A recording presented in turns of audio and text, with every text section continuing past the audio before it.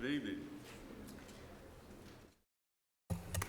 Get this thing turned on. Good evening. I want to welcome everybody to the Budget, Finance, and Investment Committee meeting this February 10th of 2022. And our first order of business will be to approve the minutes from December the 9th, January 27th, 28th, and 31st. And I'm going to call on Vice Chairman Trey Gooch. Thank you, Mr. Chair. I've read those minutes to find them to be well written and everything in order, so my motion is to approve the minutes. Second, Mr. Chairman. A motion and a second. All in favor signify by saying aye. Aye. Any opposed? Motion carries. All right, next up is investment report.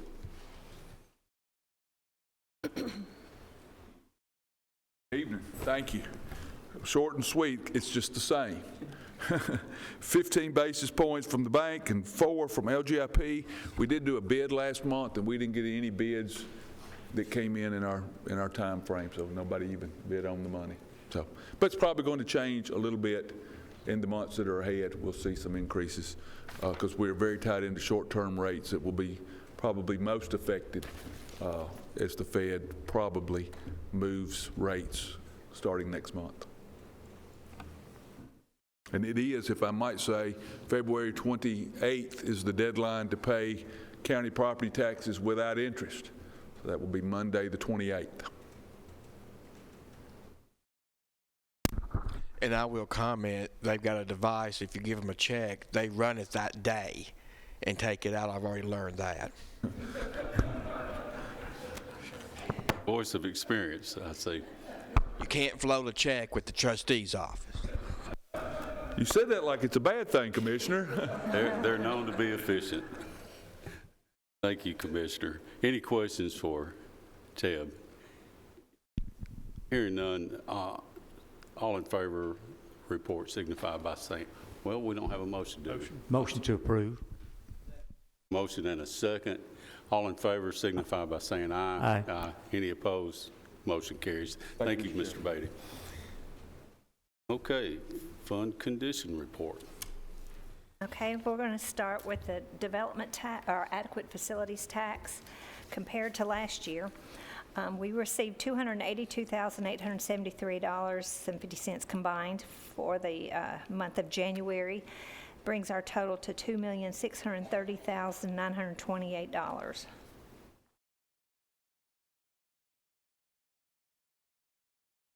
On our cash for the month, the end of January, we had $470,233,000 in total funds, with $418,711,000 being operating funds, $51,521,000 being borrowed funds. The only item of note on the cash report, if you are wondering what happened to the cash in the general fund, because typically you are used to seeing that the cash balances at the end of the current period is generally higher, which we hope to the year ago. But I remind you that in January of 21, we received about $10 million from rental assistance, and so that is throwing that number a little higher. On the revenue review, as far as the general fund, one of the things that if you look on there, there's a little red dot on it, and that is monies from the state of Tennessee, and primarily the item that's behind is the boarding of prisoners.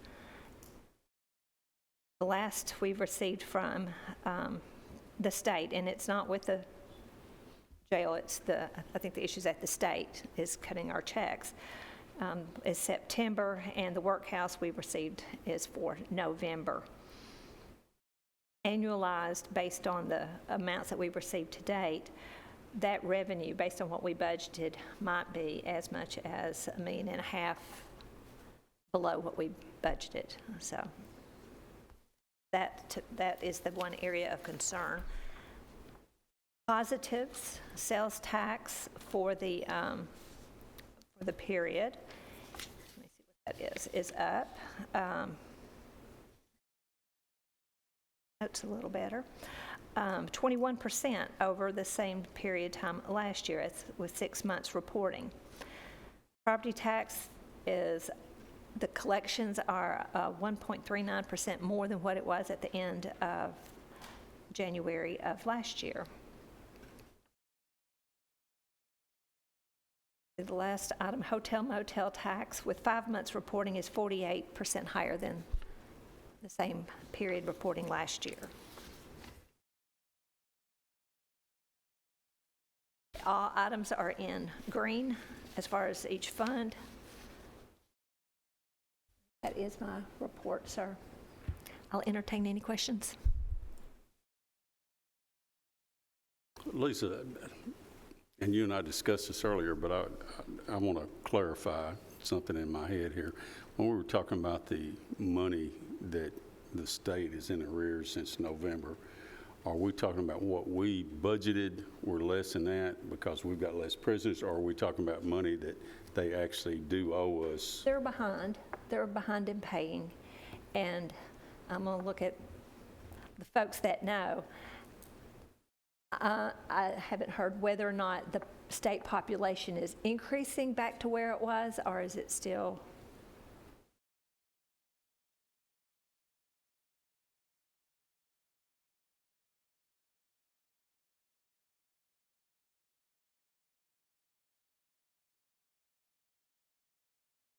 The state, okay, so I mean, all I did was annualize what we've received to date. And if what we've received to date is indicative of what's going to be in the future, we're going to be short with our estimate.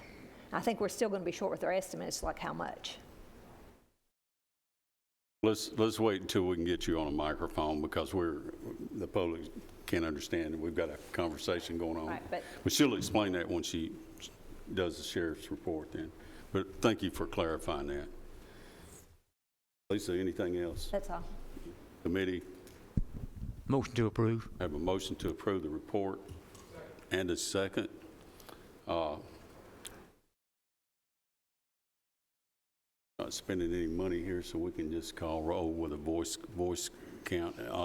All in favor of the motion signify by saying aye. Aye. Any opposed? Motion carries. All right. Next up is risk management. Freeland, welcome.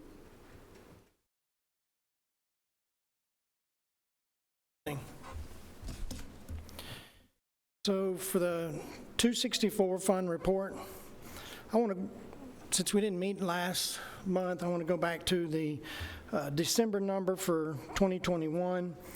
When you see the entire, for the calendar year, you see the entire, once December was added, you see the total for the calendar year, and I'll call this out, is $86,442,013 in revenue. Expenditures, $87,231,403. The difference is $789,390. That is $789,000 is a large number, but in comparison here, it is for the total fund, it is 0.009 difference. And keep in mind, when the rates are set for 2021, that number is looked at, comes to this committee in March, April, and May. And with what we've been through with COVID, not a lot of the unknown factors, to be 0.009 off for the entire fund, I think is a pretty good number. You know, a lot of things could have been a lot worse. So anyway, for the January numbers, we have revenue $7,886,484. Expenses, $7,278,317. And of course, the year-to-date's the same numbers, and the revenue over expenditures, you have a positive $608,167. The fiscal year totals, $45,065,020. Expenses, $50,763,224. For the 266 fund, for the month of January, you have workers' comp, $8,182.09. OJI, $27,399.76. You have a total for the month of January, $35,581.85. Year-to-date, workers' comp, $42,794.16. OJI, $283,480.64. And the year-to-date total, $326,274.80. And the county attorney expense for the month of January, $27,480.29. And that concludes my report, Mr. Chairman. Are there any questions for Mr. Elam on his report? If not, I'll entertain a motion. Motion to approve.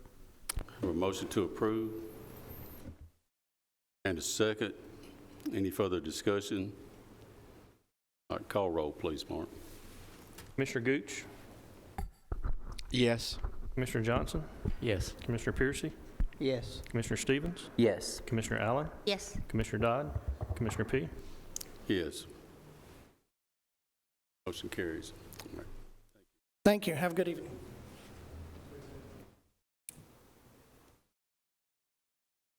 Okay, next is the ambulance service.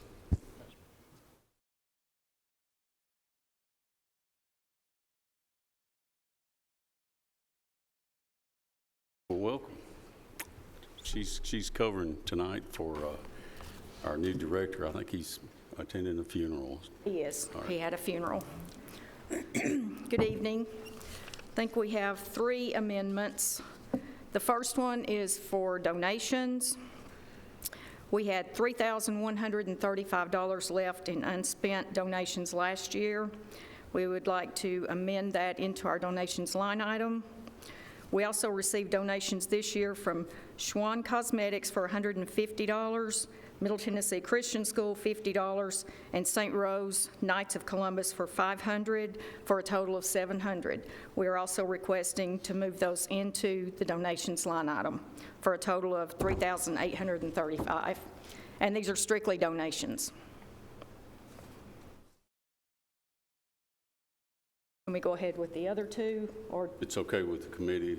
Yes. The next one, we received an insurance check for $7,500. We had a power load stretcher that was totaled in an ambulance wreck.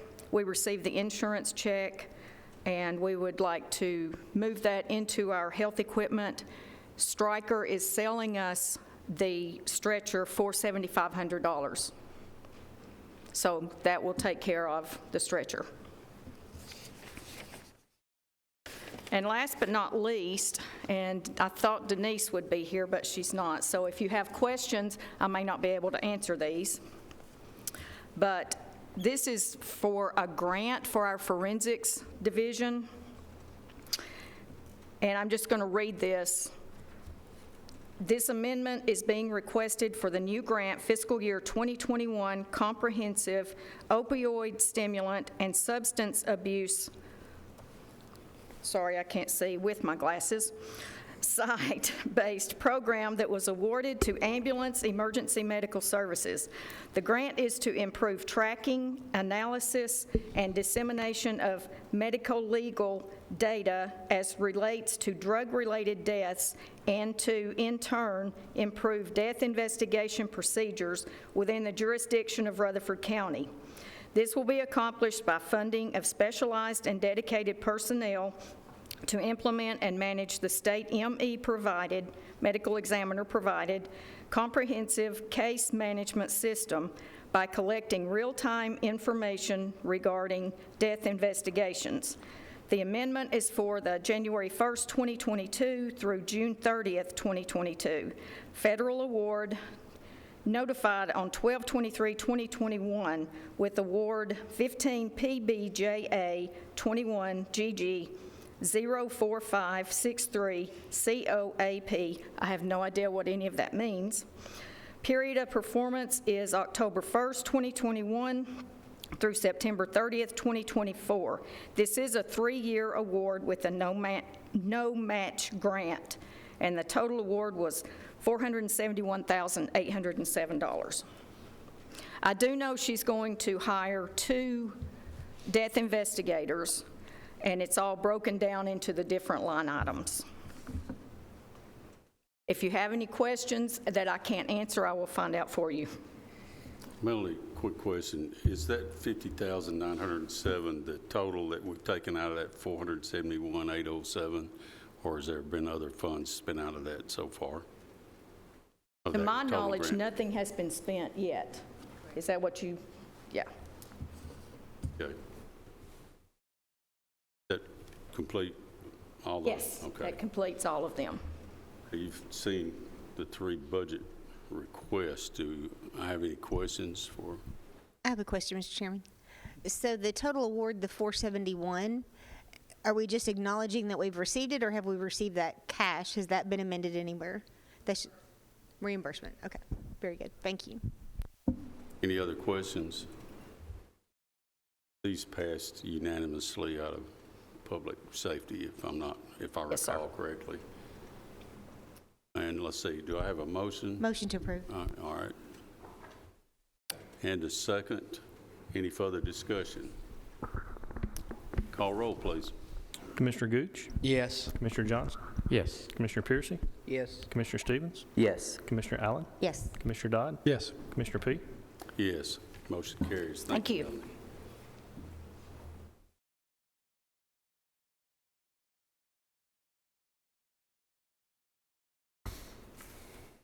Trouble getting my computer to work with me here. All right, next is fire rescue. Charlie, welcome.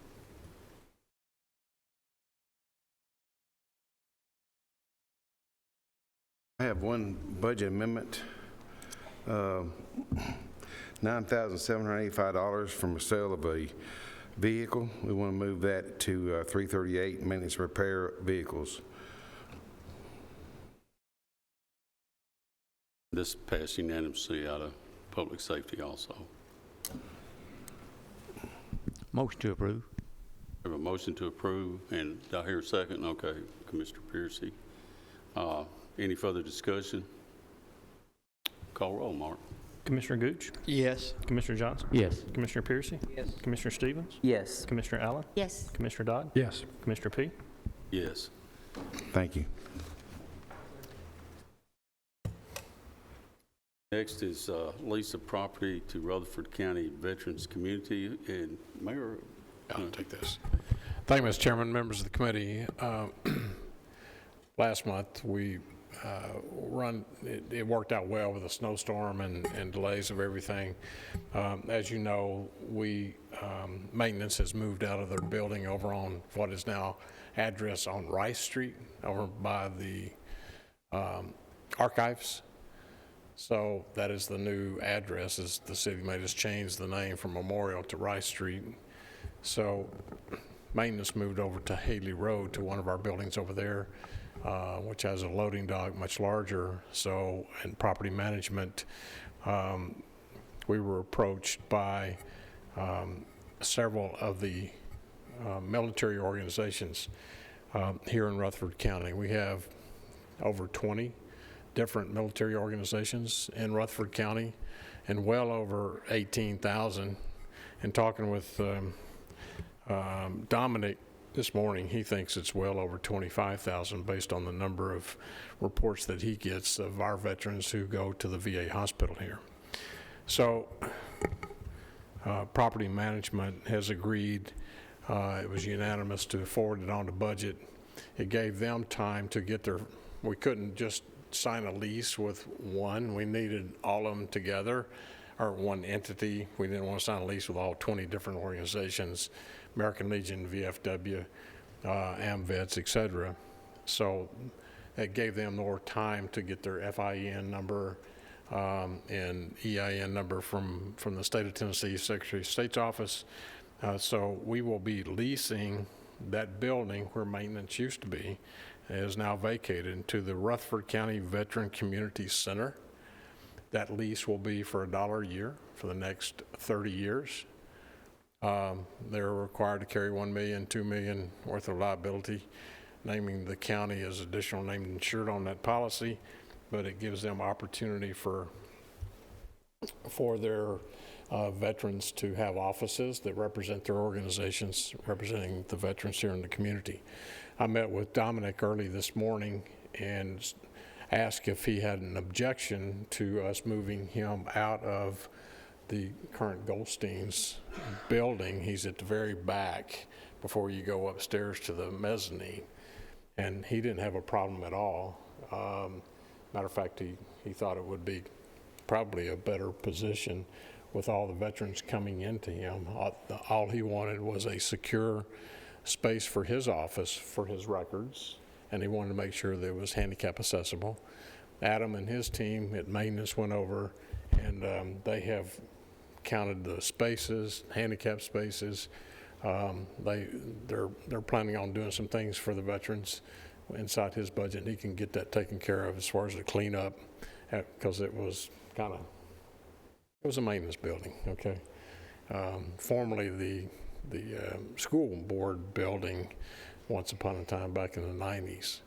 So what's before you, Mr. Chairman, tonight is we have Lieutenant retired Brian Morris. He's kind of been the spokesperson on behalf of all these different groups. He's here attending with some other veterans that are here in support. So what has been sent to you from property management is for approval of the lease tonight for $1 a year for the next 30 years. It will expire in 2052.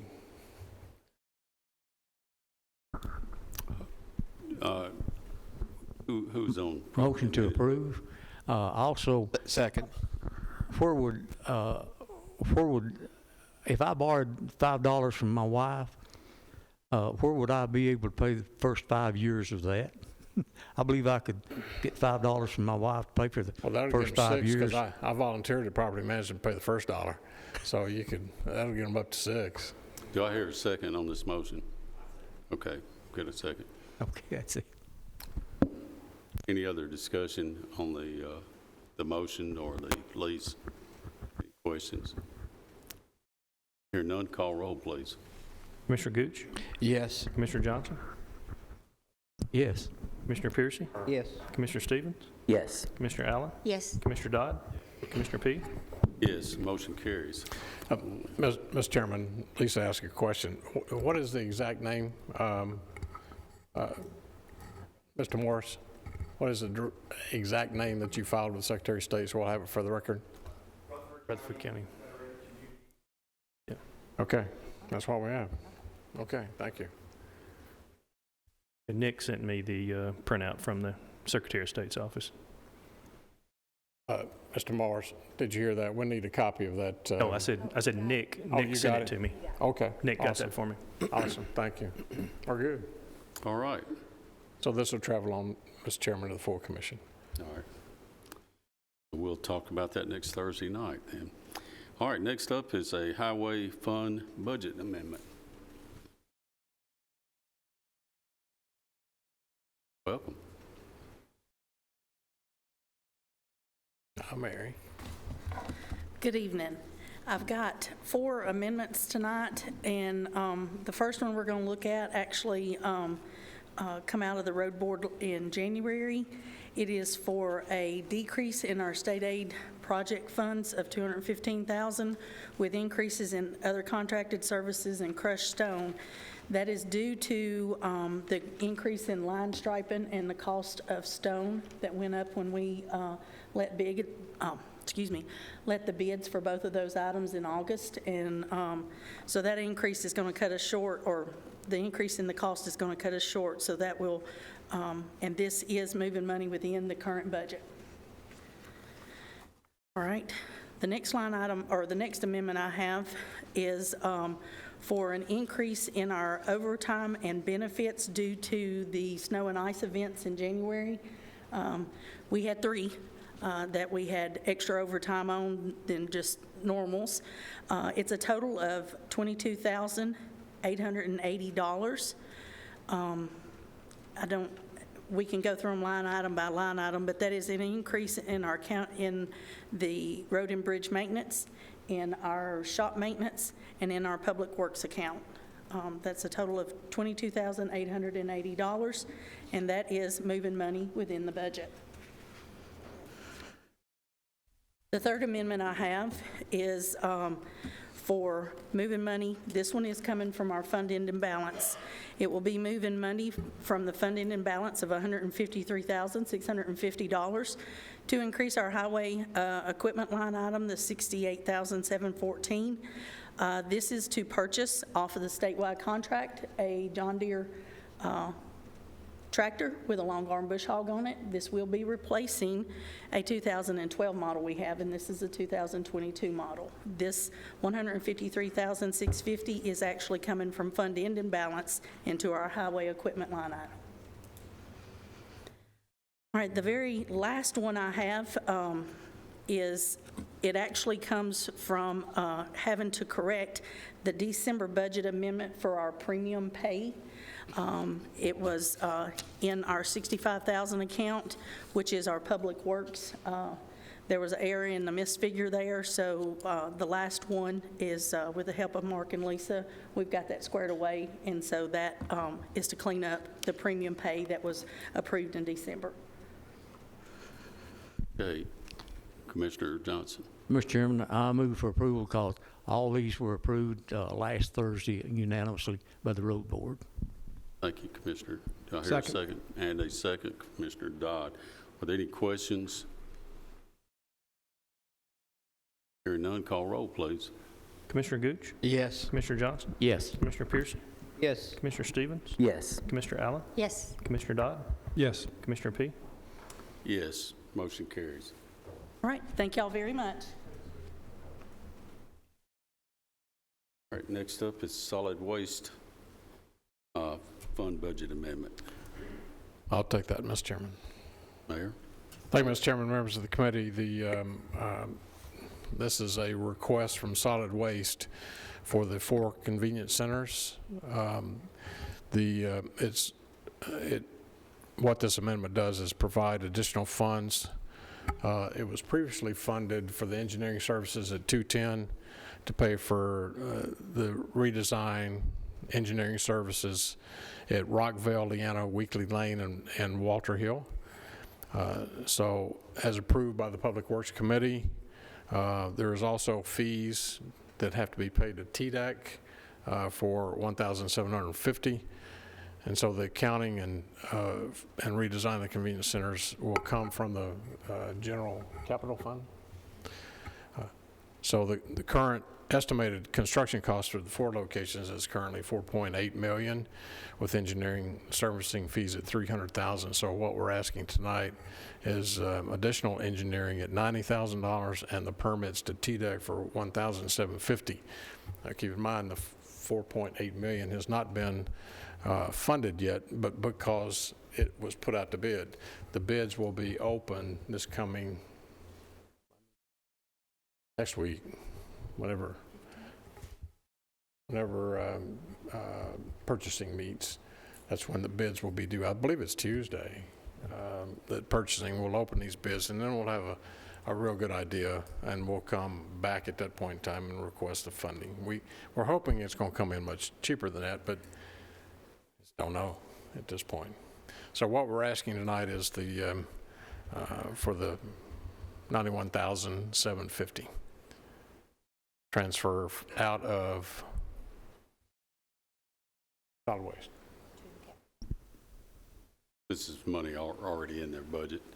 So Mr. Dodd, it looks like you're, Motion to approve. If you need more discussion, I supported this in Public Works. It's just simply a function of the contract with engineer requires this percentage to go up, so I support it. Motion to approve.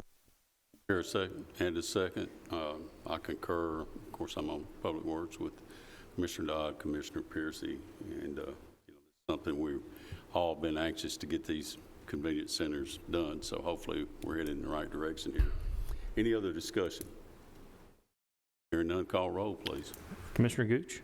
Yes. Commissioner Johnson? Yes. Commissioner Piercy? Yes. Commissioner Stevens? Yes. Commissioner Allen? Yes. Commissioner Dodd? Commissioner P? Yes. Motion carries. All right. Homeland Security Grant for 2021. Clark, welcome. Thank you, Chairman, Committee. We're requesting to accept the funding or the contract from the federal government for the 2021 Homeland Security Grant. The sum of $114,737. This is an annual event. It's 100% funding. This was presented at Public Safety and passed unanimously there. Any questions for Director Clark? Not, I'll entertain a motion. Is this a matching grant or is it 100%? Okay. 100%. Motion to approve. Second. A motion and a second. Any other discussion? Call roll, please. Commissioner Gooch? Yes. Commissioner Johnson? Yes. Commissioner Piercy? Yes. Commissioner Stevens? Yes. Commissioner Allen? Yes. Commissioner Dodd? Yes. Commissioner P? Yes. Okay, motion carries. All right, item 11 is the general fund budget transfer for the GIS. And Lisa, are you going to do that one, or who's? Oh, okay, there's Cody. Sorry about that. You were camouflaged behind that pole when I looked up. I hide as often as I can. Thank you, Chairman, Committee. This is simply a request to move $1,493 from one line item to the other to cover our estimate for our cost for imaging flight was off just a little bit. Do I hear any questions? If not, I'll entertain a motion. So moved. Motion Second. and a second. Any further discussion? Call roll, please. Commissioner Gooch? Yes. Commissioner Johnson? Yes. Commissioner Piercy? Yes. Commissioner Stevens? Yes. Commissioner Allen? Yes. Commissioner Dodd? Yes. Commissioner P? Yes, motion carries. And then there was an additional item that I wanted to bring up, if that was all right. It is, let's see, was that on down the line? Which number? Oh, okay. Please go ahead. And that is a request for reclassification of one of our employees. I had an employee leave us at the end of December, and that kind of gave us an opportunity to do some slight reorganization. So basically trying to remove a layer of management from the team by promoting a current supervisor. There were two supervisors over two teams, and I'm rising that one supervisor up and then eliminating the other supervisor. It's got changed, removing the supervisory positions from that other position. So it's kind of just reorganizing. We don't need any additional money. The money's already in the budget, made up by vacancies. So that's what I'm requesting. Any questions for Cody? Not, I've got one. If this was, say, a new budget year where we're looking at this, would there be a net increase with this change you're making? Yes, there would be. And how much would that? Less than 11 for the year. Okay, that's what I wanted to know. Any other questions for Director? So moved, Mr. Chairman. I have a motion Second. and a second. Any further discussion? Call roll, Mark. Commissioner Gooch? Yes. Commissioner Johnson? Yes. Commissioner Piercy? Yes. Commissioner Stevens? Yes. Commissioner Allen? Yes. Commissioner Dodd? Yes. Commissioner P? Yes. Motion carries. Thank you, Cody. Thank you, Chairman, Committee. All right. Next up is the general fund budget amendment and transfers from the sheriff's office.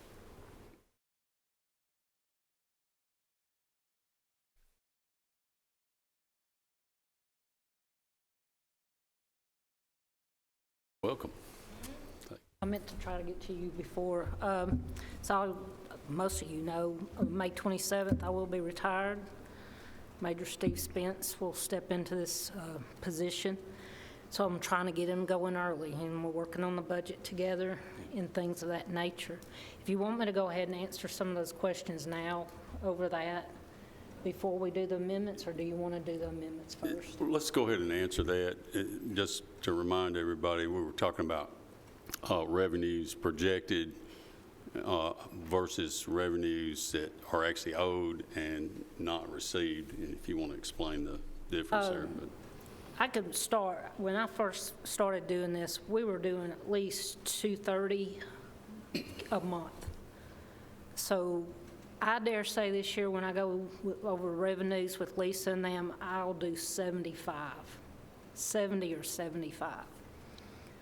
And you can look at that two ways. You know, we used to complain when we had 400 state inmates because, you know, it's just 900 people in the jail. Well, the state let a bunch of people go, and now they're wanting their prisons filled. The problem with the state is they're not timely payers on anything. And there's nothing for us to have our board bill done, and they're 5 months in the rear. We send it to them, it's approved, we get it all signed, everything's sent, they verify the days, we have to do day for day. It's verified. At one point this year, I was 5 months behind. Even though we were up every month, our board bill was done and submitted. We just don't see the money for, I think we're 2 months down, 3. We're up to date on submitting our board bill. You're up to date. They're not in paying. The last thing I got from them. September, I thought we had some more in. Use your mic. It's running, okay, so I said that the last payment we got from them was in September, and it was $88,000. I always send Lisa, every time the board bill is submitted, I get what we are submitting for, I send it to Lisa, and we're never too far apart on what we are submitting and what we get. So I can accurately say I know about what, but I don't want to overestimate revenues. That's why I say 70 to 75,000 this year, and I think I might be stretching it at 75. So it's a lot of revenue that is lost. But it's also irritating when they don't pay when they should. So. Okay. Any other discussion or any questions from the commissioners about this? Here none, please go ahead with your report. Thank you. We've got 4 amendments. The first one, we had a K-9 donation of $200. We'd like to put that in our animal food and supply line item. The second one, we'd like to transfer $45,000 from our food supplies and put it in our inmate extradition line item. The coronavirus emergency supplement funding grant from the state, it was a total of $73,850.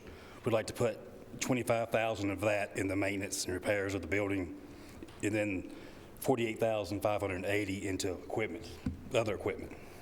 Can we hold that item and take a vote on these sheriff's items? Because we need to accept that grant and approve the budget amendment also. We can. So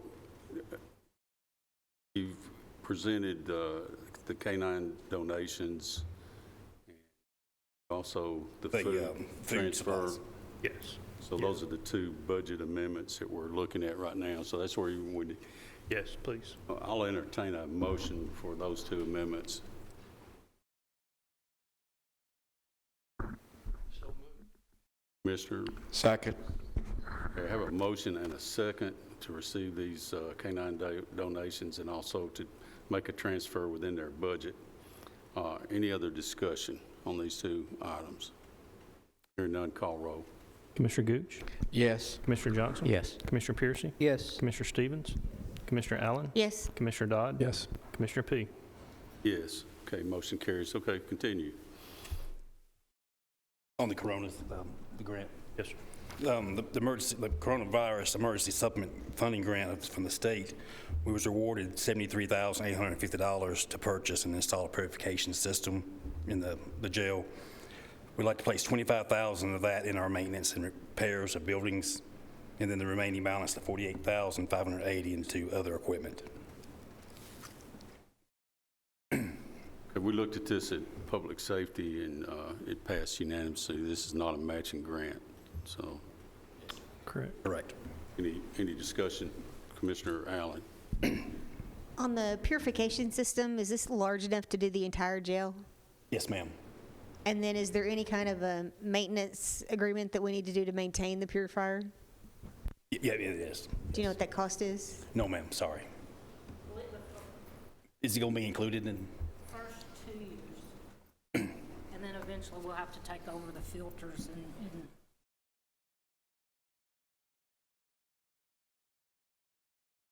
And this also includes cleaning the existing duct system too, but we can start off with a new clean system.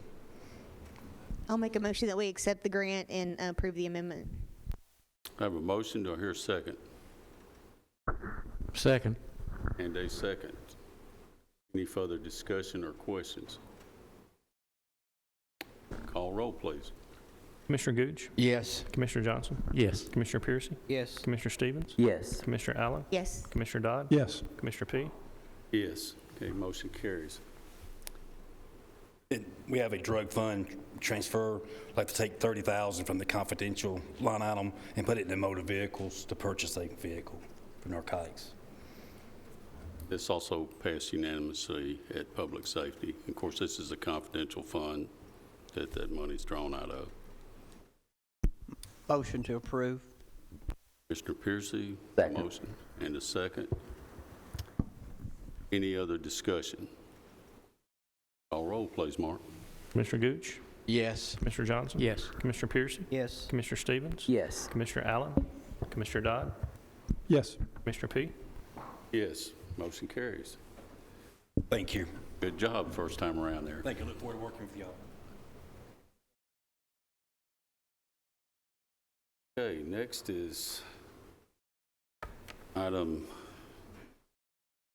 15, which is General Purpose School Fund. Up, Doug?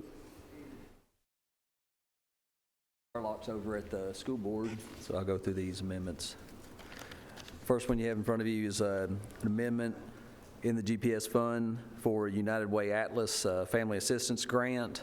This amendment budgets for the fiscal year 21-22 expenditure of a fully funded United Way Family Assistance Grant that was previously approved by the BOE. The multi-year United Way grant funds funds one Atlas Family Liaison position and the associated non-payroll costs for the position.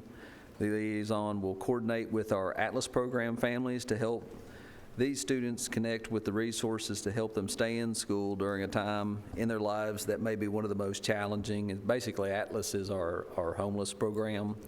And these are the folks that, you know, when we say homeless, these people are not in a permanent housing situation. They may be in a hotel. They may be living with family friends.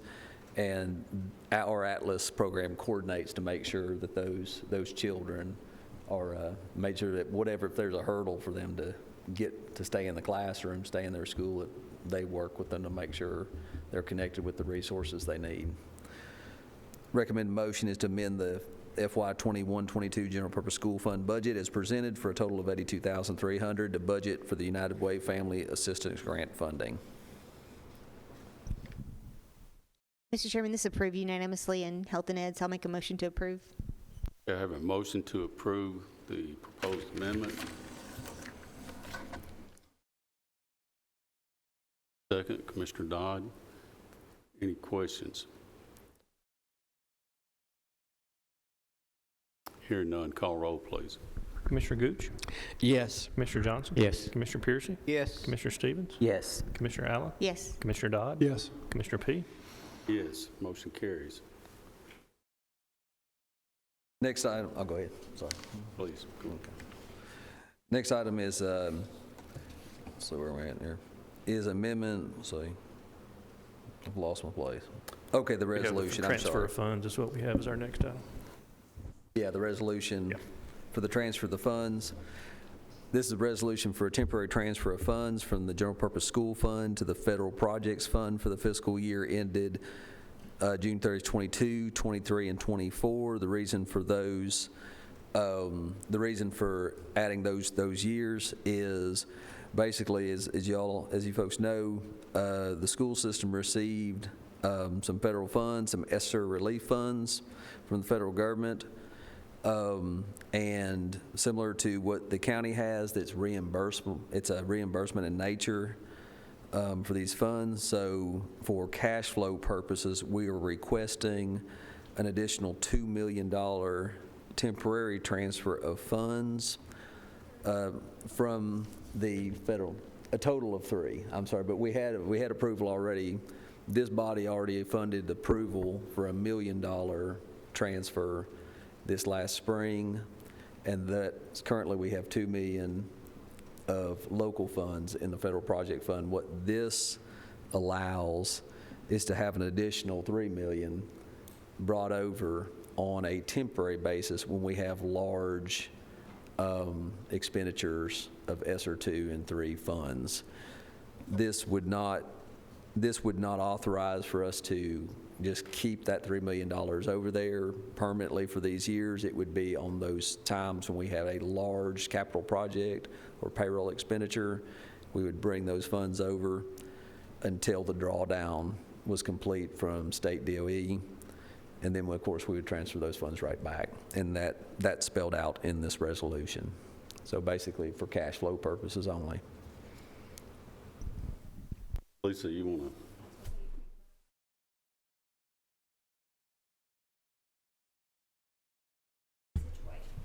On that One-day situation. one day, we had approved that bonus, had a bonus for additional duties brought about by COVID for our employees, and all the employees received a $500 bonus for additional duties, and we requested the funding from State Department of Ed to reimburse that, and it was like crossing in the night, 2 ships crossing in the night with the need for the funds to do the payroll and the funding to reimburse our federal projects fund from state DOE. So we don't want to have a cash overdraft, so that's why I think it's better to be safe than sorry. Right. Is in case that was during the snow, the inclement weather, and the Martin Luther King holiday, was It was a little bit of everything. And, one of the rules that the trustee is under is that he cannot let a fund go negative.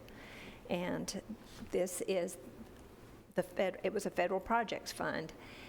And the payroll had to go, and the school board requested the funds in sufficient time, but it did not hit on the day, but it hit the next day. Literally 16 hours. I mean, it was, but once again, that was the quest to safeguard against ever having an overdraft during this time when we have these ESSER 2 and ESSER 3 funds, significant one-time pulls. That's what this is for. So, full disclosure, Lisa, I was going to say the finance department made sure that there was not a deficit cash. We moved $2 million over one day. Next day, pulled it back so that there was not deficit cash. So this now gives us authority to do what we did. Mr. Allen? We discussed this also in Health and Ed and approved it unanimously. And just to reinforce the messaging, this is no new funds, no new expenditures. This is purely a cash flow. You're just moving money from one account to another until you're reimbursed. So I'll make a motion to approve.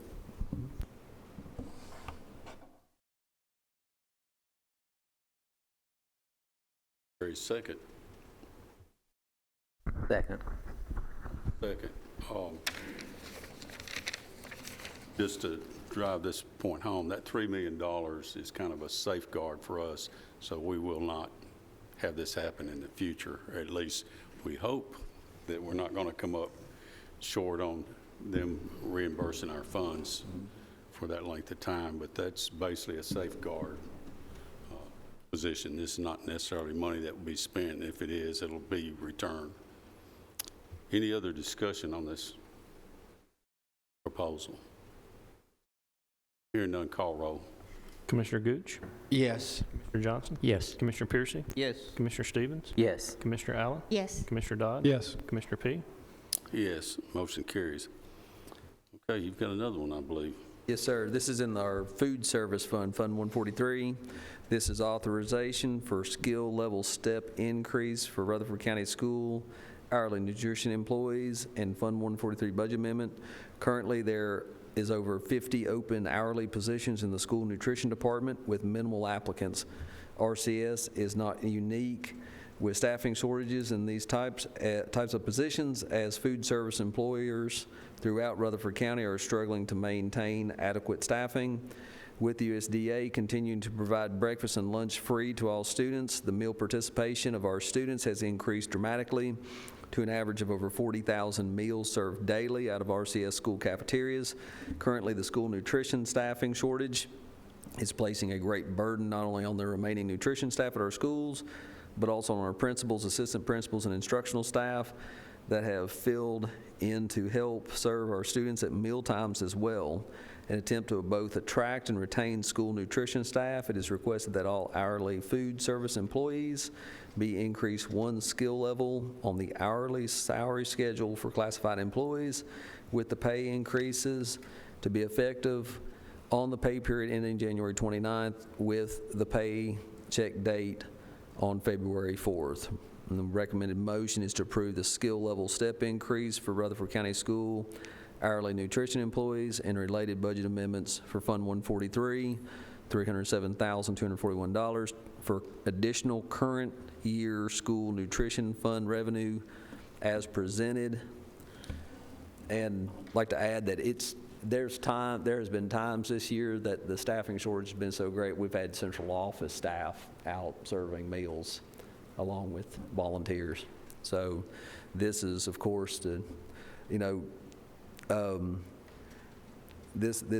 is needed greatly. Try to attract some additional help for the staff and for the nutrition. Okay, you've heard the request. Any discussion, or if not, I'll entertain a motion. Motion to approve is presented. Second. I have a motion and a second, and basically this is going to be increasing pay and hope to entice some employees to come on. Doug, you got a rounding dollar in your expenditures. I'll just grab one of those numbers and reduce it. You're $22 to $21 in expenditures. So, any further discussion or questions from the committee? Hear none, please call roll, Mark. Commissioner Gooch? Yes. Commissioner Johnson? Yes. Commissioner Piercy? Yes. Commissioner Stevens? Yes. Commissioner Allen? Yes. Commissioner Dodd? Yes. Commissioner P? Yes, motion carries. Thank you, Doug. Okay, next is the CARES Act grant for the health department. So, LaShann, there she is. You're hiding behind that mess, and I didn't recognize you.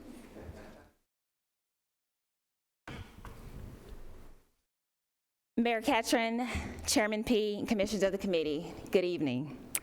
Tonight I will be presenting a request for the CARES Act funding allocated to the Rutherford County Health Department for a metal awning to be located at 108 David Collins Drive in Smyrna, Tennessee. These awnings will provide our staff and patients with protection from the rain, heat, and cold temperatures when providing vaccinations, as well as public health services that can be offered via a drive-through or drive-up clinic. These newly installed awnings will also provide protection for our patients in poor weather conditions when they arrive on site for regular appointments.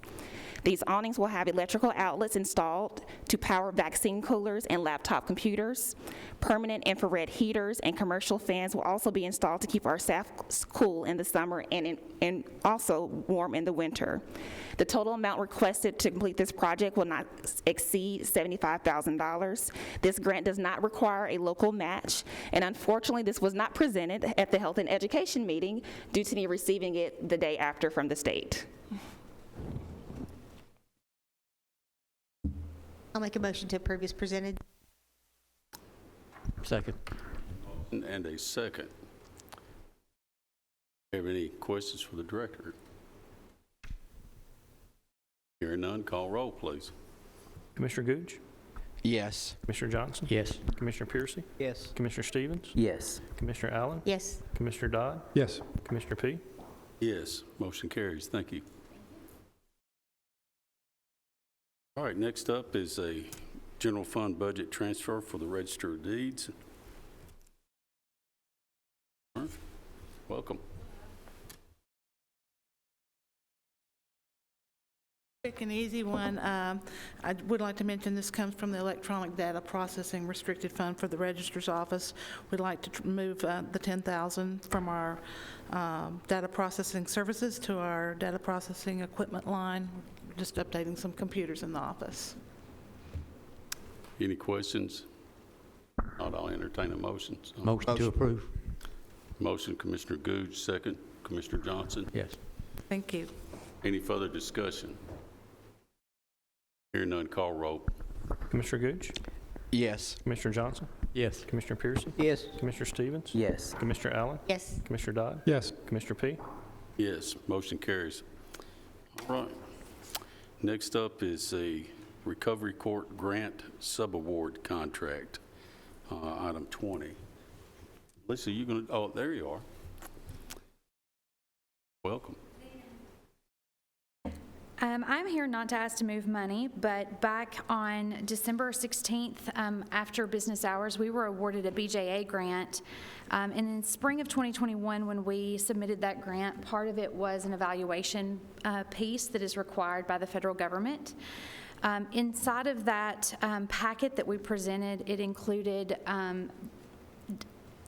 Allard Consulting as the person or the group entity that would be evaluating us. Since we were awarded the grant, we had to come back in front of you tonight and with that subcontract for Allard Consulting. I believe that on your SharePoint drive, it had the summary of Allard Consulting and the subcontract at a minimum.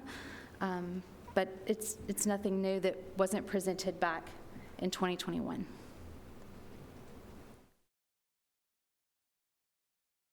Okay, you've heard the request. Are there any questions or further discussion? Motion to approve is presented. Have a motion, do I hear a second? And a second. Any further discussion? Call roll, Mark. Commissioner Gooch? Yes. Commissioner Johnson? Yes. Commissioner Piercy? Yes. Commissioner Stevens? Yes. Commissioner Allen? Yes. Commissioner Dodd? Yes. Commissioner P? Yes, motion carries. Thank you. Okay. Item 21 is a general fund budget amendment for the health insurance. Lisa, you going to do that one? Yes, sir. All right. This is our yearly cleanup of our estimate for employee health insurance. I remind you that we sucked $75,000 aside to take care of any shortages that we may have, and this is a request to move $19,170 out of that pooled amount into the various lines. We didn't have that many of them: county mayor, county attorney, register of deeds, preservation of records. We're moving money from reappraisal to assessor, the district attorney, local health, and vehicle maintenance. Total amendments increases of $24,670. Okay, you've heard the request. Do I have any questions, or if not, we'll entertain a motion. So moved. Commissioner Johnson makes a motion to approve. Second. Second. Commissioner Gooch, thank you. Any further questions? Call roll, please. Commissioner Gooch? Yes. Commissioner Johnson? Yes. Commissioner Piercy? Yes. Commissioner Stevens? Yes. Commissioner Allen? Yes. Commissioner Dodd? Commissioner P? Yes. Motion carries. Okay. Item 22, amendment to the Juvenile Court State Custody and Prevention Grant. Who is going to, Lisa? I'll do it. This is the same grant that we've had for many years, and it helps support the cost of one of the magistrates that hear the child support. This extends it for another year. Lisa, this is not that grant. This is not that one? This is the teen learning. This is teen learning, okay. The teen tracks, what we used to call teen tracks okay. grant. I jumped ahead. Okay, what he said. Teen tracks, it's the next year. Is to pay for a contract with Solution Education Center, who runs this for the juvenile court, and approve the extension of the contract with that entity also. That extends it for 1 year, is that correct, Yes, Mark? the state's Okay. just amending it to extend it 1 year. Can we take these two, the next one, at the same time, or do you suggest we separate these? You can if you would like, yeah, sure. I don't hear anyone from the committee say that's not. Let's go ahead and look at this next one. It's similar. It's similar in that it adds another year to the contract. And actually, Reba just emailed me the contract. The state emailed it to her at 5 o'clock today. So I'll actually have the amendment, the actual state amendment on going to the commission for the second item there. But this is no new money on any of this? No new money. It's just an extension for 1 year on those two grants. You've heard the discussion. Do I hear a motion or more questions? Motion to approve. Mr. Piercy moves to approve. Second, Commissioner Allen. Any further discussion? Hearing none, call roll, please. Commissioner Gooch? Yes. Commissioner Johnson? Yes. Commissioner Piercy? Yes. Commissioner Stevens? Yes. Commissioner Allen? Yes. Commissioner Dodd? Yes. Commissioner P? Yes, motion carries. Okay, item 24, rental assistance administration contract amendment with the Home LLP. And this is actually more money. So it's more money. We, as you know, we've been on this rental assistance program since we got it in January. We opened our portal March 8th. We first started spending money in April. We received $10 million initially. That was what we refer to as the ERA 1. Then we had ERA 2 started, and that was about $17 million. And then, well, $7,911,000 is what ERA 2 was. And then this, we received another third tranche, goes back to ERA 1 of $12,221,000. So this contract is for our contractor that is doing the heavy lifting, providing the software platform for the folks to apply and be paid. I ran these statistics. To date, we have paid 2,224 households with an average funding amount of $6,589. And the average months that we are paying was 6 months. So it's been a successful program. I'm gonna give kudos. It's about killed us, but I give kudos to the mayor for asking us to manage this program within our county. Otherwise, the funds go to the state of Tennessee. So there's only Rutherford County, Knox County, Davidson County, and Memphis and Shelby are working together on their program. The rest of the program THDA is doing. So where we've been able to get messaging out and work within our community, the monies that were allocated to Rutherford County have stayed in Rutherford County. They did not get sent somewhere else unspent.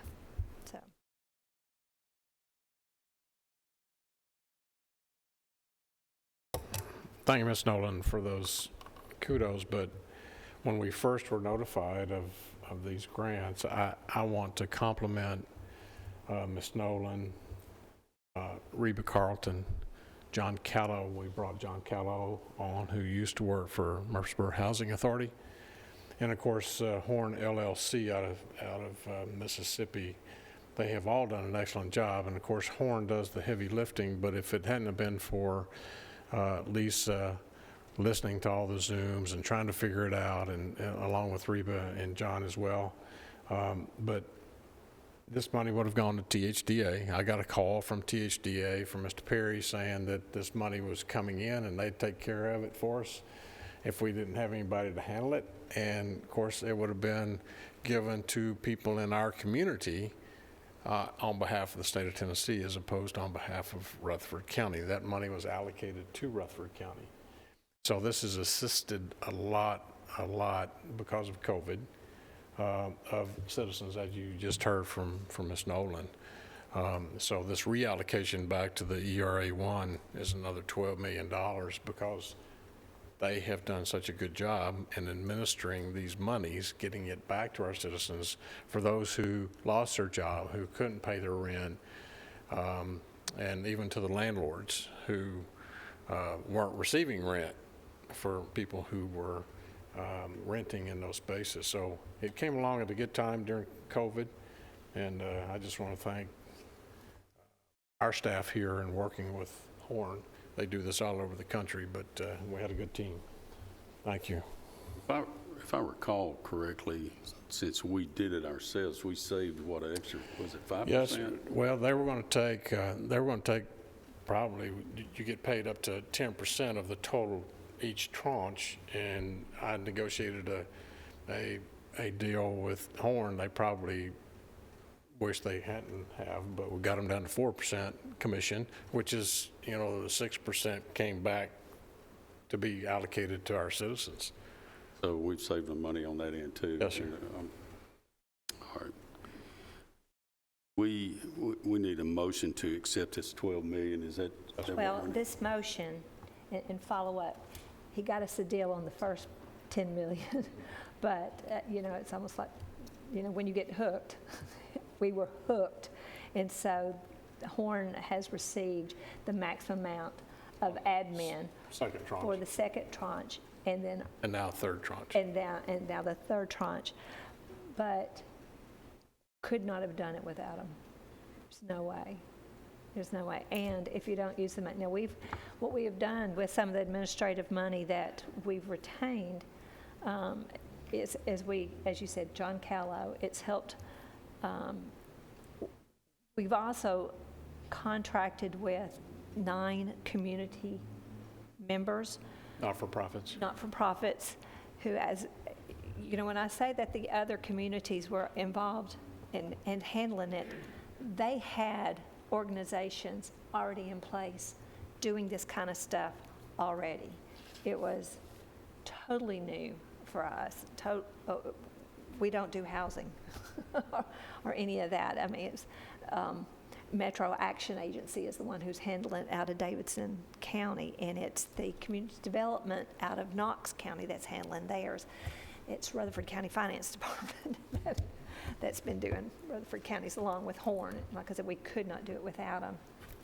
But this what is before you, we've already received the 12 million, the third tranche. We've already got it in the bank. This is the second amendment to the Horne contract for 10% of that, for them to do the heavy lifting for this part as well. So you're asking for a motion to approve Accept the amendment to the contract for Horne. Okay. And it wraps all the stuff up into one, but this part is $1,221,000. First, second, and the third is a reallocation of money coming back to ERA1. So it's the resolution, that's what you'd be requesting a motion on. Okay, you've heard the request. Do I hear a motion? Commissioner Stevens. I had a question. If the commission is 10% to Horne, and that's what the state would take, why would we not want the state to do it so our staff didn't have to deal with sending out the checks? Horne ends up sending all the checks. That's what I'm saying, they're doing the heavy lifting. There's a lot of back and forth. They're reviewing, they submit to us, and then my staff is going over what they say we want to pay, then we do a reconciliation and send money. They ultimately cut the checks. Well, if And we're doing paying the the federal 10%, reporting. why don't we let the state do that, and then your office won't have to do the reconciliation and send the money? Well, because we are in it. I mean, it's the same way, the ultimate, somebody would have to do the reconciliation and all the federal reporting and all I'm that. just trying to piece save too. your office the work. Oh, well, here's the thing, this ends it. It should take us, Horne believes that this will take us to June. I think it'll take us to August or September. These funds have to be spent by December, so we are at the end. This will be the last, unless y'all want to do something else, but as far as I see, this is the end of this process, this program for Rutherford County. Ms. Nolan said she needed help, so that's when we authorized her to reach out to Mr. Callow to come in and help, and he's being paid through these funds. Making sure that we are, all our policies and procedures and everything that we do is in compliance with the federal regulations. Commissioner Johnson. Both of y'all completely comfortable with this, the way it's Oh, yeah, worded and everything? We've been doing it we've been Okay. doing it. Motion to March. approve. I have a motion to approve. Do I hear a second? I'll second, and then I just have a question. Go ahead. So are we paying 10% or are we paying 4%? We paid 4% of the first 10 million of the ERA 1. Then we got ERA 2, which is another set of money, slightly different rules. And with that, you could use 15% for admin. And so Horne took 15%. And then on this, the admin is 10. So overall, I think it's, when you group it all together, Horne will get 9.8, 9.85. 8.85, I think, is what the resolution says. 8.85. Okay, we have a motion and a second. Is there further discussion? I know that we've done a good job of dispersing these funds, and I know there's a need out there. I've had a lot of people call me about this, and I just want to commend you on doing a good job getting this out, or we wouldn't have been offered this third tranche of money the way It was rough going. It was rough starting. It was. It was a lot they've changed the rules along the way. for those of you that have followed that. You know, it was really tight when we started off, so that slowed the process down.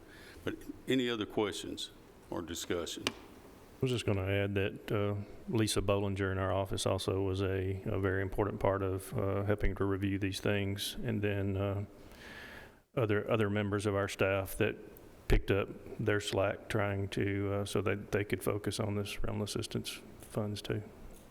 Thank you, Mark. Hearing no further discussion, call roll, please.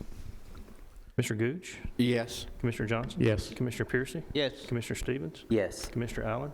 Commissioner Dodd? Yes. Commissioner P? Yes, motion carries. Commissioner, can I have a follow-up on? Please, on go ahead. this? So, following up with what Mark was talking about is when we went into this budget year, y'all allocated us a grant position trying to get somebody on board that would help us, and then with the long-term assisting with Reba, transitioning Reba out.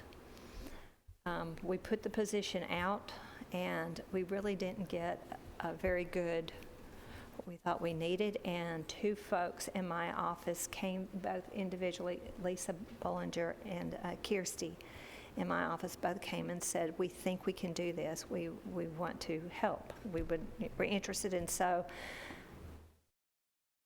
they have picked up, and we have shifted, not just those two, but we have shifted duties around. But I've got 2 requests.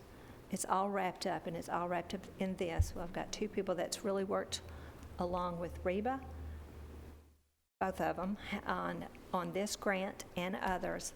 And so my first request is to be able to compensate these individuals that are going above and beyond their pay grade.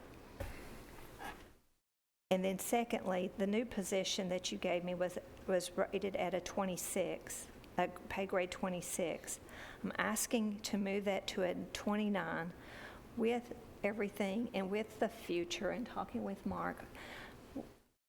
That position that was going to be grant, I would like to use it and offload some higher level accounting to that person to get off my plate, to get off Mark's plate, and to get off Teresa Jolly's plate. That we're not working 10 hours a day. That's my request, and all of that together for those individuals adjusting their pay for a fiscal year would not be more, it would be less than $11,000. And that's That's my three request. positions, Lisa? 3 existing positions to adjust theirs for all the load that they've taken on, and then for this grant position. Got this within your budget? Yes, because we've not hired this budget, and the employees have borne the brunt of it. But if these changes, if they were coming into the new budget year, would total 11,000. Less than. These 3 positions being increased from a 19 to a 23, 21 to 23, and 26 to 29. Okay, you've heard her request. Any questions further from Director Nolan? Hearing none, I'll entertain a motion to make these changes. You know, I've sat here going on the 4th year, and I don't believe I've ever heard her ask for anything, and I'm going to make the motion to grant her what she asked for. Second. Have a motion and a second. Any other discussion? Call roll, Mark. Commissioner Gooch? Yes. Commissioner Johnson? Yes. Commissioner Piercy? Yes. Commissioner Stevens? Yes. Commissioner Allen? Yes. Commissioner Dodd? Yes. Commissioner P? Yes, motion carries. Thank you. Tell your employees we do appreciate them helping us with this too. I really appreciate it. All right. I'm going to say this.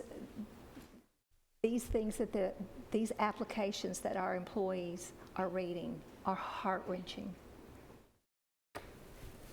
And there are times they just have to get up and walk away. So I do appreciate it, y'all. Well, this is a program that's helped a lot of people. All right. Next on our agenda is a presentation of the debt service fund cash flow and debt management Get to policy. Public health and safety buildings is the next item, sir. I'm sorry. Item 25. I jumped one there. Public health and safety building projects. And who's going to cover that? Mayor? All right. Yeah, it's not on my tablet, but I think we'll be able to cobble this together. Thank you, Mr. Chairman, members of the committee. So at PBA the other night, the architect came back to us. And of course, as you know, if you're on public safety, we have 2 contractors. One is Rock City, which if you came out to the groundbreaking in Rockville, that is Rock City. And then American Constructors is, will probably be doing 1st of March in a couple of weeks at Kittrell. That is American Constructors. We had the other 2 public health and safety buildings. What has happened is when they finally got their final numbers in, both of them, American Constructors actually came out a little bit cheaper than Rock City. Rock City's valued engineering number was $6,542,458, and then American Constructors came in at, Wait a minute, that was,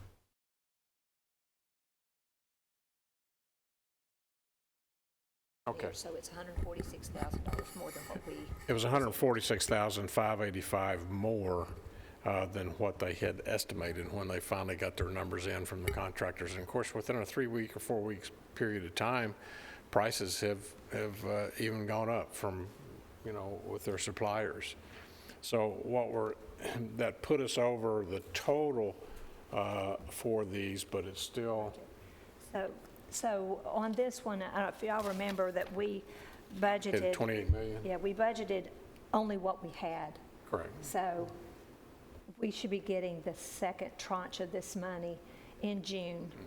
So it's more or less just a let you know where this is on the project, on the funding. So we're going to take a little bit out of the third and fourth location to go ahead and let these, since we've already broken ground, to go ahead and start moving forward. And then when the other monies come in June, we'll be able to go back and reimburse those other accounts, or the other 2 locations, which would be Walter Hill and Las Casas. So So we're only about 3 months away. So the PBA is trying to work within the contract that you gave them, and the contract was the total dollar amount of money that we had at the time, and still wasn't the total amount of the estimated cost of the project. So what we're trying to do is just keep everybody informed where that is and where that project is. And if you'll recall, we had originally got $32 million in the first tranche of money that came in for American Recovery Funds, but we used some of that to pay for salary increases for our employees, or not salary increases, but Premium pay. For our county employees. So that was about $4 million that we took out of that 32. So that brought us down to where we are with what we're requesting for the 4 locations. So this is more just an update. That's correct. For our information. Any questions from the committee? I will tell you, I know Commissioner Johnson was there, but that was a cold groundbreaking out at Rockville location, which is directly across from the new school out there. But that wind was really whipping. I see Chris Clark. I know he remembers too. But any other discussion on that? If not, we're going to move on to our next item, which is the presentation of debt service fund cash flow and debt management policy for the State Part 3 STAR program. And Lisa? So this is our annual review of our debt as a part of the 3-STAR program. One of the things that we need to do is look at our debt management policy. We're not asking for any revisions to it. It's attached. And then the second thing is the annual cash flow forecast to make sure that there are sufficient funds to pay our debt, and that's what is shown on that, I guess it's page 2 of 20. Items in yellow is actual. The rest of it is projections. And so the end of that story is that we'll be able to pay our debt. The last thing, on the third thing, is confirmation that our internal controls our policies are written, and they are. So that is just a FYI for your information.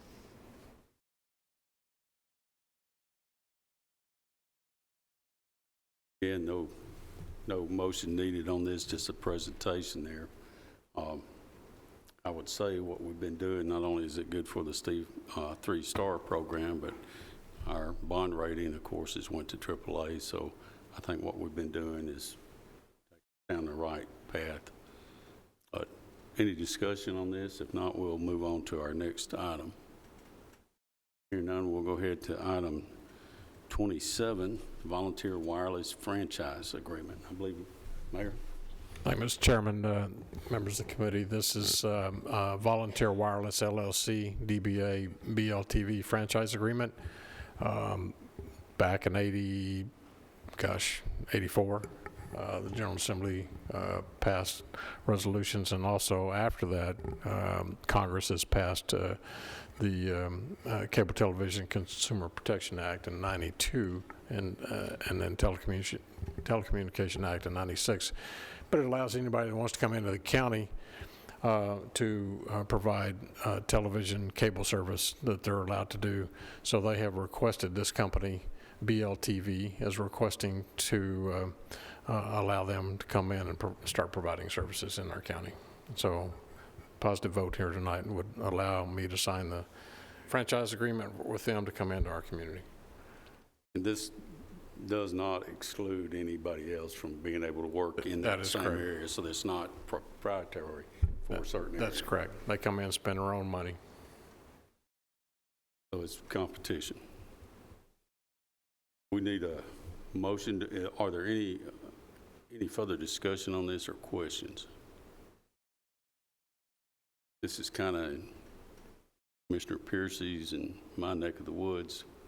So I personally think it's a good thing. We heard this discussion the other night, but any other discussion? If not, I'll entertain a motion. So moved. Mr. Johnson. Second. Commissioner Piercy, seconds. Any other discussion?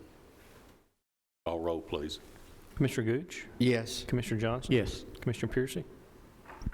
Yes. Commissioner Stevens? Yes. Commissioner Allen? Yes. Commissioner Dodd? Yes. Commissioner P? Yes. Motion carries.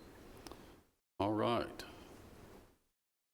That gets us to the last item I've got on our agenda, which is to discuss our finance director position and just kind of get up to date. We haven't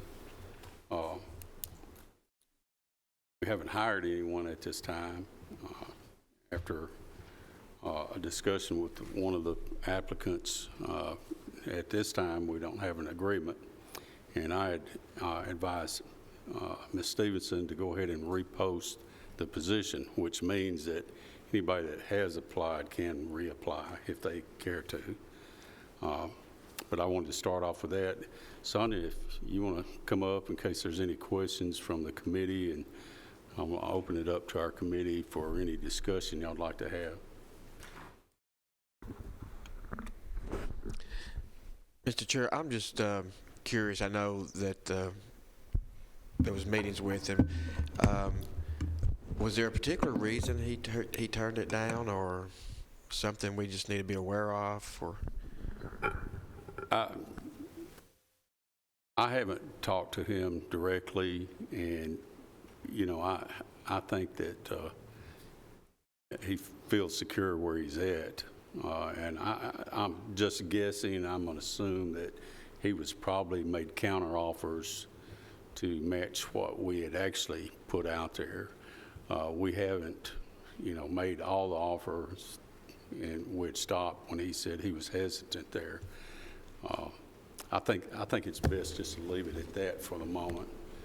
Hopefully that answered your question, but it's a decision that he's going to have to make on his own.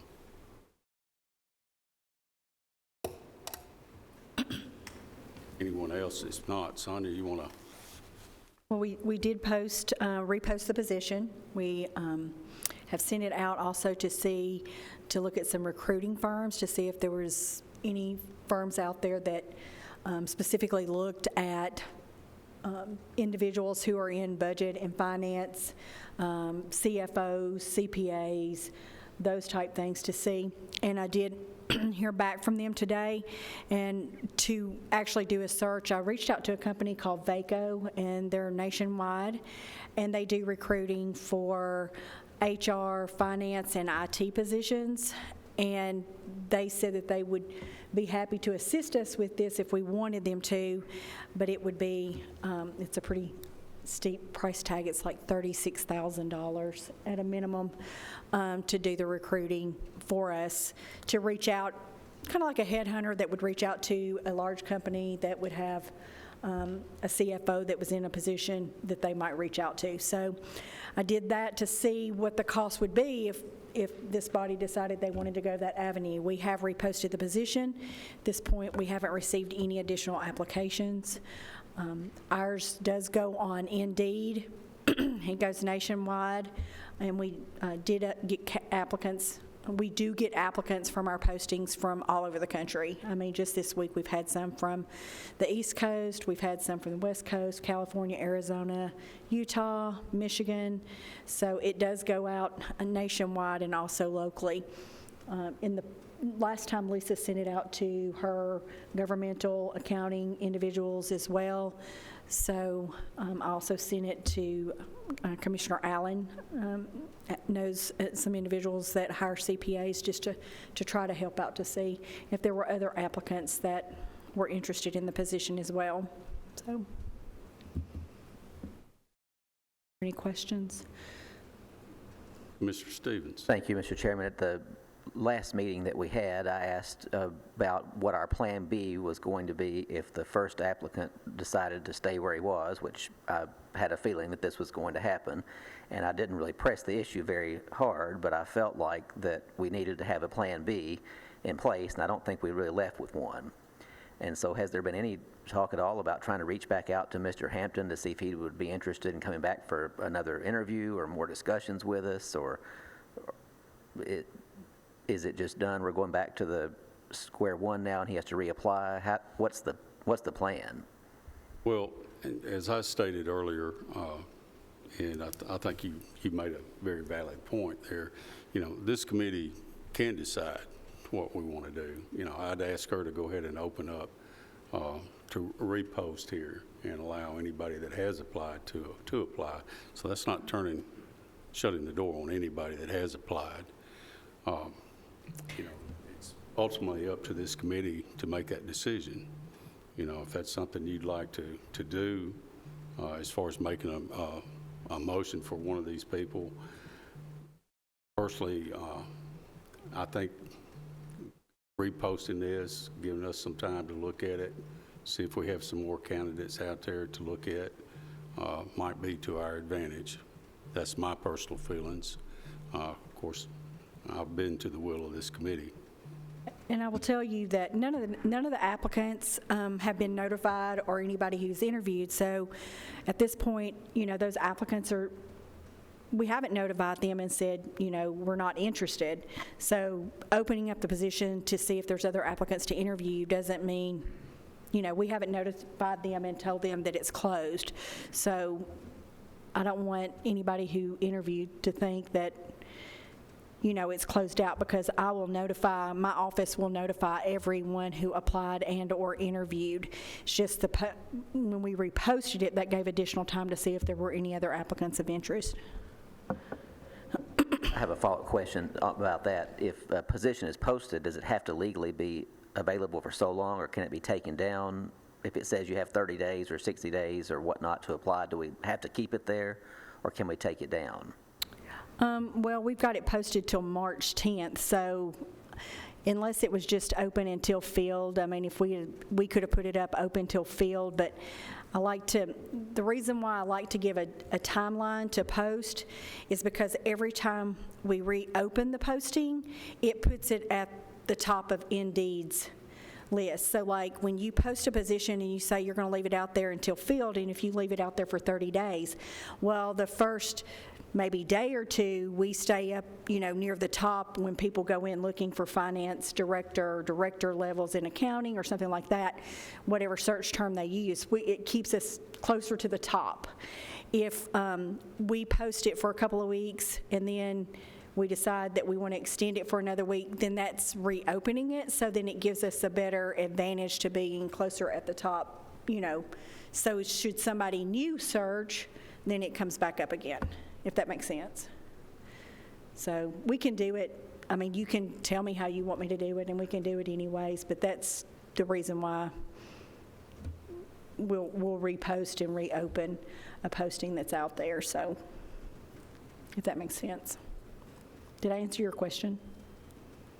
Well, sort of. I mean, excuse me.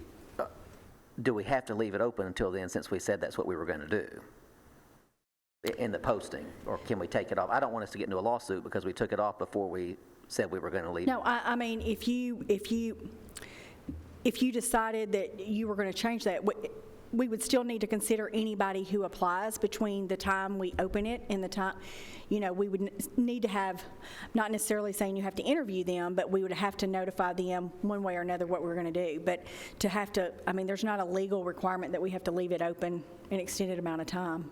Situations change.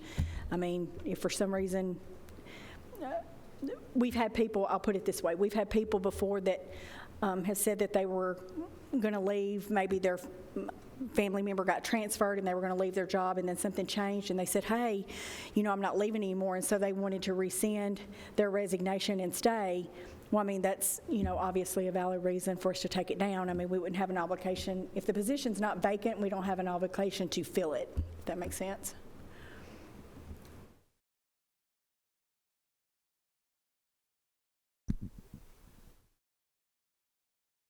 Mr.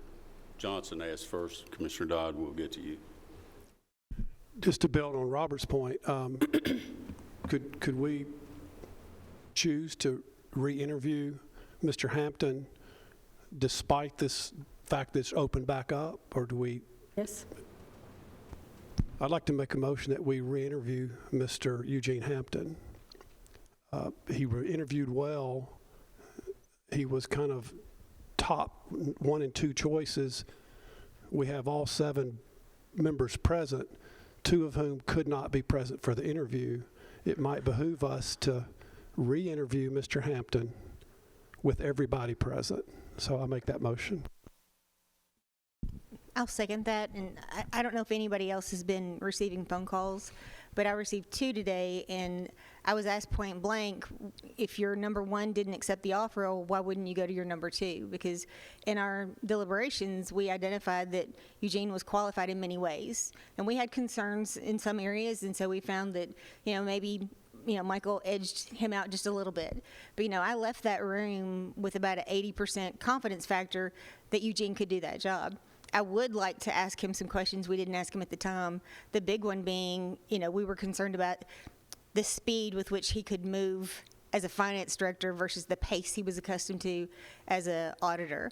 And so that's going to be a different hat, that you're putting on. So anyway, I think it's probably worthwhile to have another close examination to determine, is he the guy, is he not the guy? You can still be accepting applications in the meantime, correct? Mm-hmm. Or if you said, you wanted to leave it up until the 10th to see if any other comes in and do multiple you could do it really anyways, but yes, you could absolutely do a second interview. That would not be uncommon. So we're not compromising anything to do that? No, ma'am. Okay. Commissioner Johnson. Sonia, are you familiar with the services of headhunters? You know what I'm talking about? Yes, sir. Okay. Would you be comfortable in maybe reaching out to somebody involved with that somewhere out in the ionosphere, maybe in South Carolina or whatever, that would be interested in the criteria that we're looking for? I did that today. Did you? Yes, sir. That organization that I was just speaking to, that's what they do. VACO is the name of the company, and they are nationwide, and they search nationwide. And they said they would, be willing to help us, but it comes at a price. It's typically 25 to 30% of the salary. So let's just say if we went that route and we hired somebody, they would get between 25 and 30% of their first year's salary as a payment for recruiting that person on. And so based on our salary range where we were kind of at, and of course that would change, I'm just saying, I was giving you an estimate, would be about $36,000 to recruit somebody. That would be pretty stiff. Okay, so basically, if this headhunter group found somebody that we hired and the salary was $150,000, they'd charge 25% for finding that? 25 to 30%. Mm-hmm. So on $120,000, it would be $36,000 fee that we would have to pay them to find someone for us. I'd feel more comfortable with going ahead and re-advertising this and, re-interview and set that in motion. That's what I'm comfortable with. Well, at the moment, we have a motion and a second on the floor, and I want to let's keep our discussion to that for right now. Commissioner Johnson, if you don't mind. I understand what you're saying, but any comments from the other group? And I'd like some clarification. Are you making this motion, and like I said earlier when I asked this to be reposted, that's not excluding anybody that has already applied? And, you know, nobody has been told no, and, you know, I want to make that clear. But what my question is, do you want a special call meeting? Is that what your motion is? Or do you want to wait till we schedule whoever to interview Mr. Hampton again? I just want to make sure, I want to hear from him again. He was so impressive. So the timing of that, I don't know if a special called meeting is appropriate, or we ask him to re-interview with the new applications. I'm not suggesting he have to reapply. So if he has to reapply, then I want to interview him in a special meeting. If his application stays active, then I don't know if we care if we have the interview next week or on March the 10th when this interview process ends. I just want to make sure he's in the interview. Let me ask you one other question. He was not the only applicant that wasn't heard by all 7. So you want to invite the others that... No, I'm specifically... Your motion is just for Mr. Hampton? Yes, because he was our number 2. He made the cut for number 1 and 2. He was my 1. I had 1A and 1B. They were both so impressive. So I want to make sure Mr. Hampton is interviewed again. If he would accept it, he may or may not. I don't know that.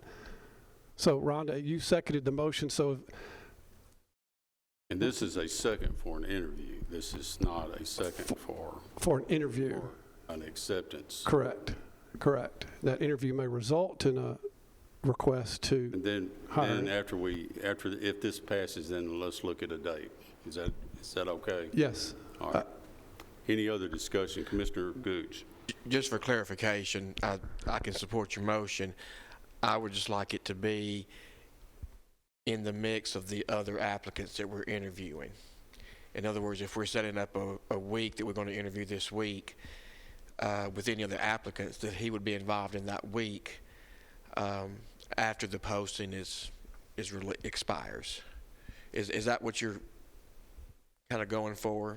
Is there, I'd like to bracket it how, I don't want it to go indefinitely. So, and I may have to force us to repeat some of the timing of the reposting.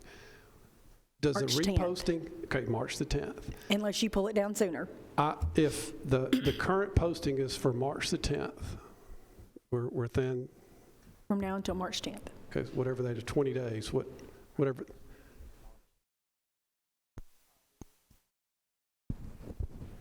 So I'm okay with, so my motion is that we ask Mr. Hampton to interview at the next batch of interviews after the March 10th closing of the opening.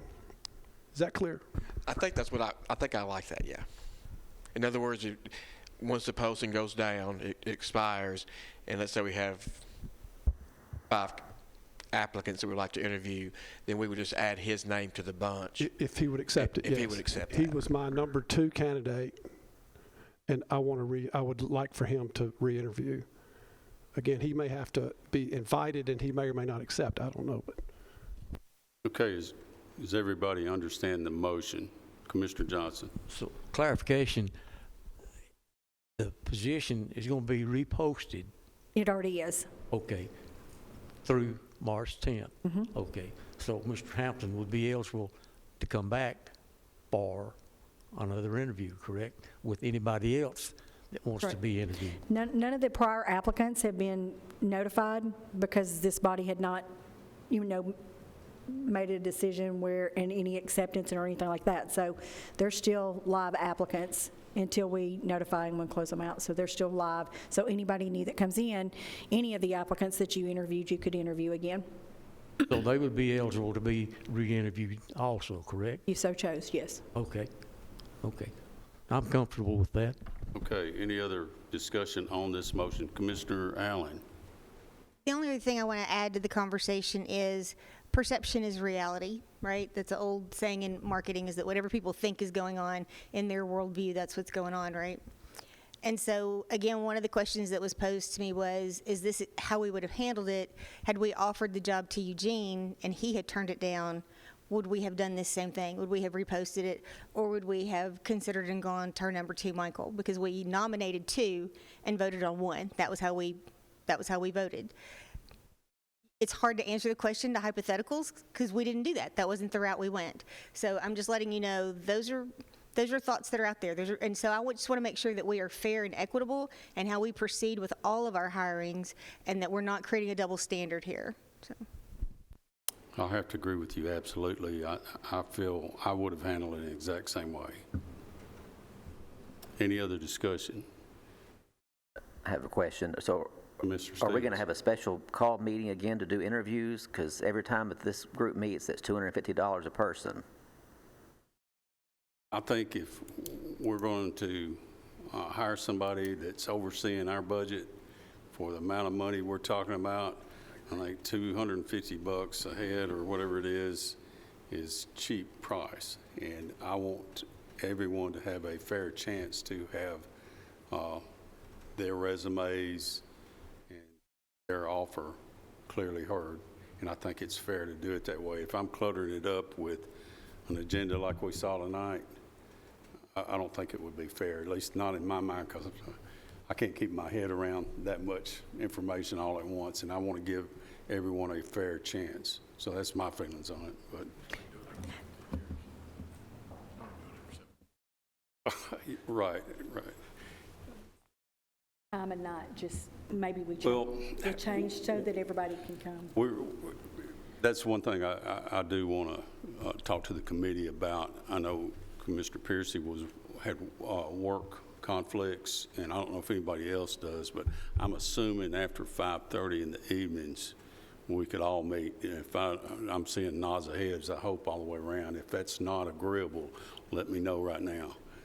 If not, we'll ask Sonia when we do start doing interviews. They'll start no earlier than 5:30. Okay. And we've got a motion on the floor. Are there any other questions? Not. Call roll on this one, Mark. Commissioner Gooch? Yes. Commissioner Johnson? Yes. Commissioner Piercy? Yes. Commissioner Stevens? Yes. Commissioner Allen? Yes. Commissioner Dodd? Yes. Commissioner P? Yes. Okay, motion carries. And we'll have Sonia report back to us as we get. Thank you. Thank you. I don't believe there's any other I'm business. sorry, Mr. Chairman, I have one more question, Sonia. Where are we at on the salary survey, and when is it coming in? So I spoke with Steve Thompson with Burris Thompson Associates today and told him that because the Public Safety Committee asked the same question, that's why I kind of smiled. But so he said he's within a few weeks of having the first round completed. He will bring it down to the office, lay it out just to show me the theory of what he's got to compile it. And then I told him, because the public safety meeting wants him to come to the public safety meeting, and then obviously we need it the budget committee and then the full commission. So if anybody had questions or said, hey, can we look at doing it this way? So he agreed that he would come to whatever meetings we needed him to come to. So I'm hoping, let's see, this is second week of February. So I'm hoping 1st of March, is this February? Yes, February. 1st of March, that we would have it, because I told him that we would really, if we could get it ready for him to present to the commission and anybody who wanted to hear about it by the 1st of April or the last of March, I mean, the sooner the better, that it would give this body a better time to be able to analyze it and see what it was looking like. He did say, I did ask him, because he's doing multiple salary surveys right now. Lots of other counties and municipalities have been reaching out to us for our data to try to compile to see where they are in comparison to us.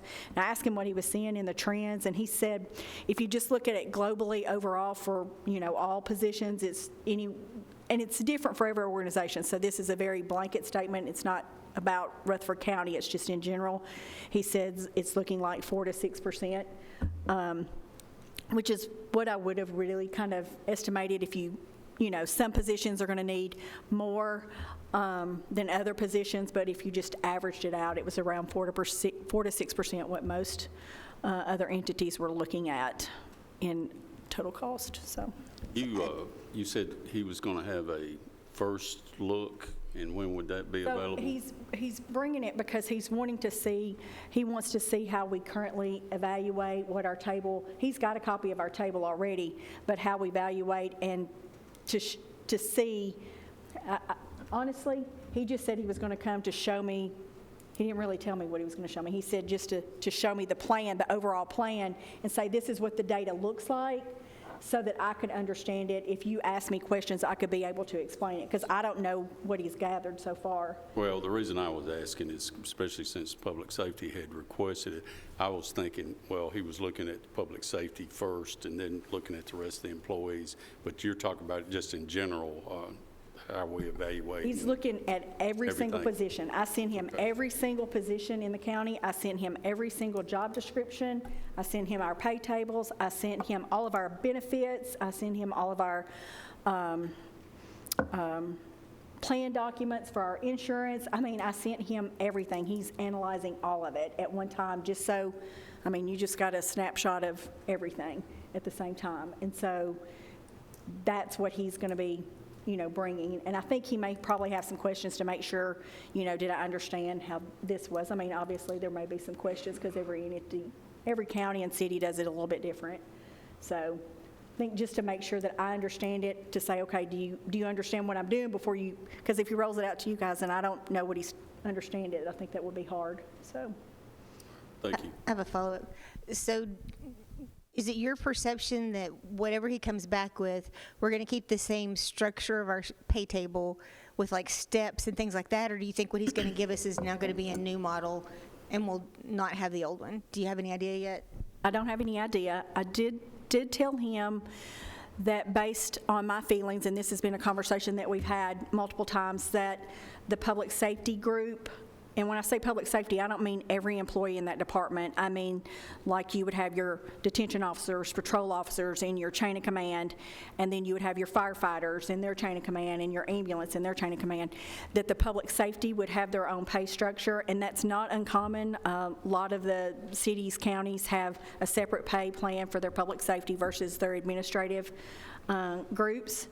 And so that may be what he's trying to show me when he comes in a few weeks, to say this is a structure that I came up with public safety based on what I recommended, or recommended that the entities would like, because that was one of the things that Public Safety Committee said, is they would like to have their own pay structure for public safety.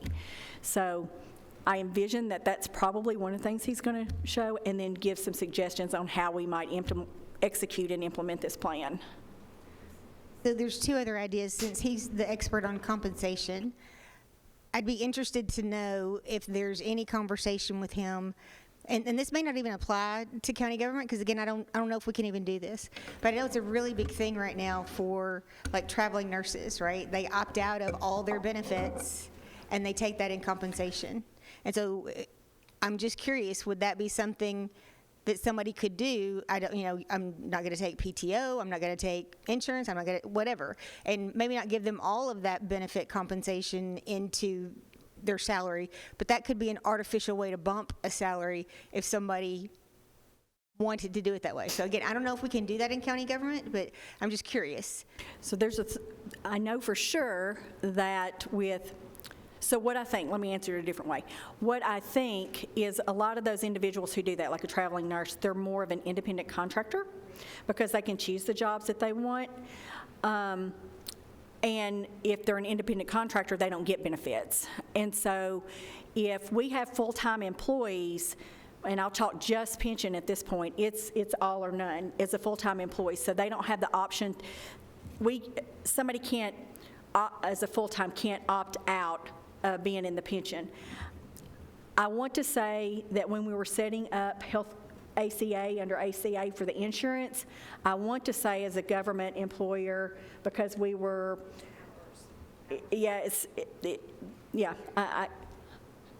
can't speak it enough, but I'll check on that. But I think they can't, and the reason why I say that is we had considered that once before, I don't know, 3 or 4 years ago.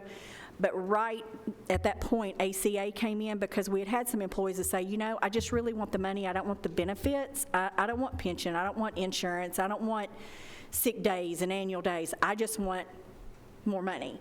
And so we looked to see like how we could do that. And I know that there were several things that we couldn't do. And I'll have to go back and dust off my notes and look and see. Mr. Chairman, one of the issues that could arrive would be from a liability standpoint for risk management. If those independent nurses are individual contractors, then they have to carry their own medical malpractice. And in the event of public safety, I'm not sure that there's any company out there that would write an individual for law enforcement liability, to carry guns, pro-certified, et cetera. Having that background, I don't think there's anybody out there that would even provide that. I guess the positions I was thinking about were more like convenience centers, those the lower paying jobs. Is there a way to elevate them? And again, like I said, there may be no translation here at all, but it was a conversation I had with Doug at schools. I know he was looking at it. I didn't know if he'd shared that with you, if you could look at it. And again, may fall by the wayside, just completely, one of those thoughts to say, what can we do? How do we get creative?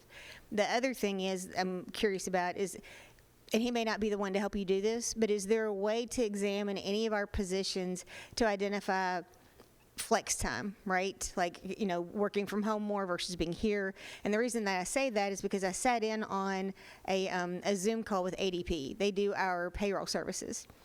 And what they had identified in surveying all their employers was that since people have been home and they've reclaimed a lot of free time, that's now becoming currency to a lot of people, is having the ability to do that. And so I just don't, again, I'm looking for ways to get us staffed up, right, and to make it work.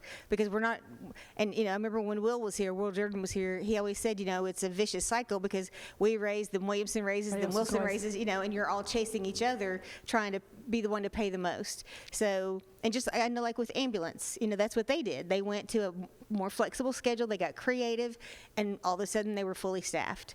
And so I just want to make sure that if there's some way to look at across the board any positions that makes sense for, that we're, again, just trying to think creatively. Because I know we've talked about sign-on bonuses, retention bonuses, we've talked about everything, right? And so I'm just trying to figure out what are all the tools in the tool bag that we can use. The positions that we have currently, the positions that we have with the highest turnover, other than them working different shifts, it's primarily our public safety departments that we do have the hardest time filling. And so when you get public safety, that's also including, like Paul's has a hard time hiring. And I know that Michael has looked, we've done several different things. They didn't want to do the on-calls, so we now have somebody who works third shift so that their employees don't have to be on the on-call schedule. So that was a big thing with them. And so we said, well, why don't we just hire somebody to work third shift, and then they don't have to have on-call. So we've kind of looked at some of those from an administrative. So if you start looking at like our departments, and I'll just use county clerk for example, her employees, the majority of her employees. So when you look at it, if you're looking at administrative positions only, out of about 1,400 people, it would only be about 200 people probably that could work from home. Not that, that's not something to consider. That's not what I'm saying. I'm just saying, it would be a smaller group than what we have. So. Mm-hmm. Any further discussion? Okay. With no other business in front of us, we are adjourned.